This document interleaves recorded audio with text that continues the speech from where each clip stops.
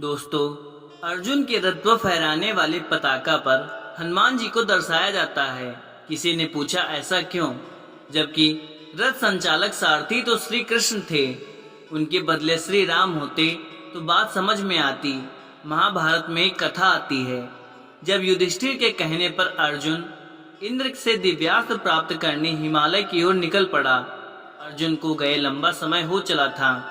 पांडवों का बाकी दल भी उसी तरह बढ़ चला। रास्ते में सुबाहु की राजधानी कुलिंद में रुकना हुआ। सुबाहु के आतिथ्य में कुछ समय बिताना, पुनः यात्रा जारी रही।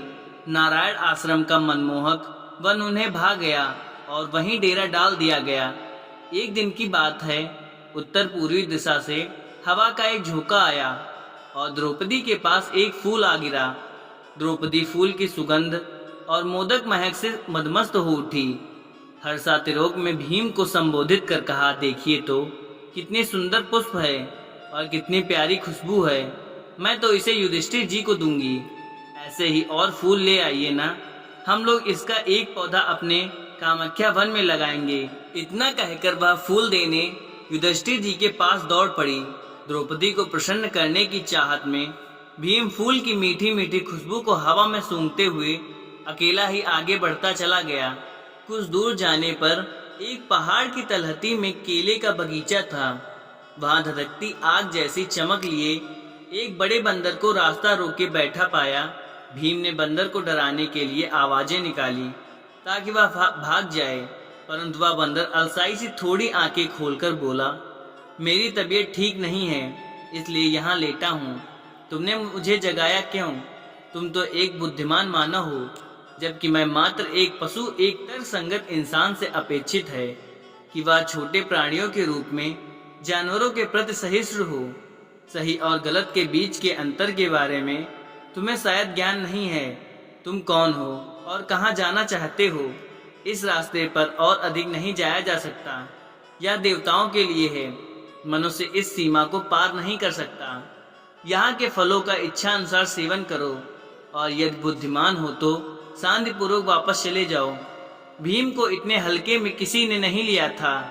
वह नाराज हो गए और चिल्लाए, एक वानर और तेरी इतनी जुर्रत, इतनी बड़ी बड़ी बातें कर रहा है। मैं एक क्षत्रिय हूँ, कुरुवंशज और कुंती माता का पुत्र हूँ और वायु देवता का भी। अब रास्ते से हट जाओ, मेरे लिए रुकावट बनना तुम्हारे लिए जोखिम भरा होगा।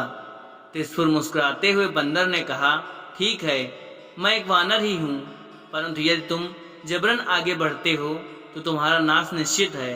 तब भीम ने कहा, मुझे तुम्हारी सलाह की जरूरत नहीं है, मेरे विनाश से तुम्हें कोई लेना देना नहीं है। अब उठो और मेरे रास्ते से हट जाओ, नहीं तो मैं तुम्हें ही खुद हटा दूंगा। बंदर ने जवाब दिया, बूढ़ा होने के कारण मुझमें उठने का भी दम नहीं है। यदि जाना ही है तो मेरे ऊपर से कूद जाओ, यह तो बड़ा आसान होता, परंतु शास्त्र इस बात की अनुमति नहीं देते। नहीं तो एक बार में तुम्हारे ऊपर से होते हुए जैसे हनुमान ने समुद्र को पार किया था, उस पहाड़ को भी लांघ जाता। भीम ने कहा। बंदर ने आश्चर्य प्रकट करते हुए पूछा, हे श्रेष्ठ मानव, यह हनुमान कौन था जिसने समुद्र पार किया था? यदि कहानी मालूम हो तो बताओ। भीम ने गरजते हुए कहा, श्री राम की पत्नी सीता को ढूंढने के लिए 100 योजन चौड़े समुद्र को लांघने वाले मेरे बड़े भैया हनुमान का नाम नहीं सुना है? शक्ति और साहस में मैं भी उनके बराबर का हूँ। बस करो, काफी बात हो गई, अब उठो और रास्ता छोड़ो।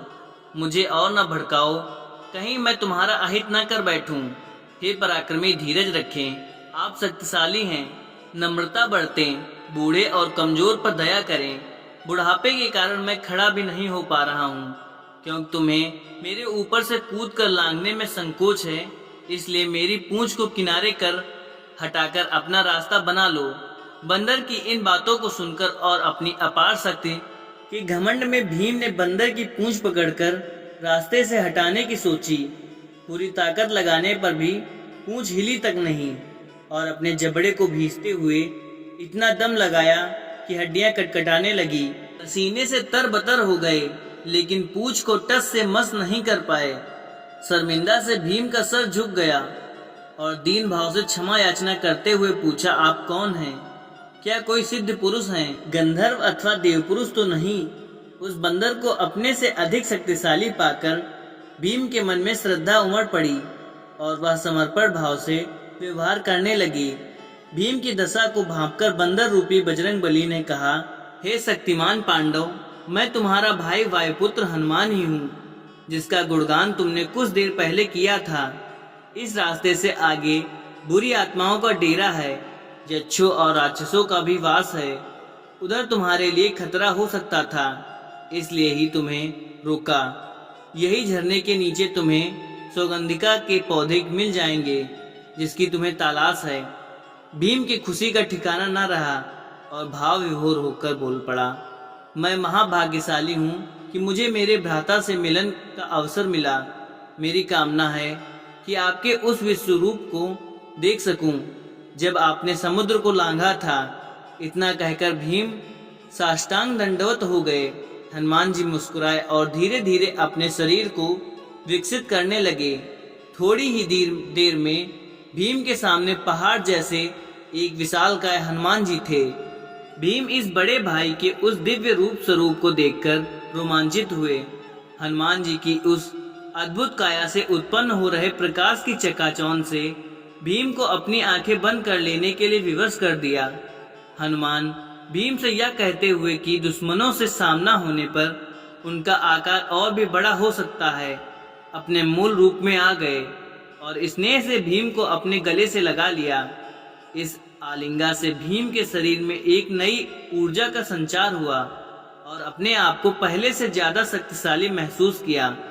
हनुमान ने भीम से कहा, हे नायक, अब अपने डेरे के लिए लौट पड़ो और जब भी जरूरत हो तो मुझे याद कर लेना और तुम मुझे अपने पास पाओगे। भीम ने कहा, मैं धन्य हुआ जो आपसे भेंट हो गई। हम पांडव भाग्यशाली हैं। आपकी शक्ति से प्रेरित होकर हम अपने शत्रुओं पर विजय प्राप्त करने में समर्थ रहेंगे। युद्ध के मैदान में एक शेर की तरह तुम्हारी दहाड़ के साथ मेरी आवाज भी मिलकर दुश्मनों के दिलों में आतंक फैला देगा। मैं तुम्हारे भाई अर्जुन के रथ की ध्वजा पर उपस्थित रहूंगा। पांडव विजयी होंगे। यह कहते हुए हनुमान ने भीम को उसके वहां आने के प्रयोजन की याद दिलाई और उस झरने की तरफ इशारा किया जहां सौगंधिका का पुष्प प्राप्त होता है।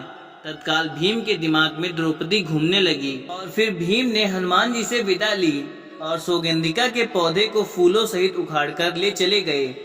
दोस्तों, अगर वीडियो अच्छी लगी हो तो एक लाइक शेयर जरूर करें। धन्यवाद।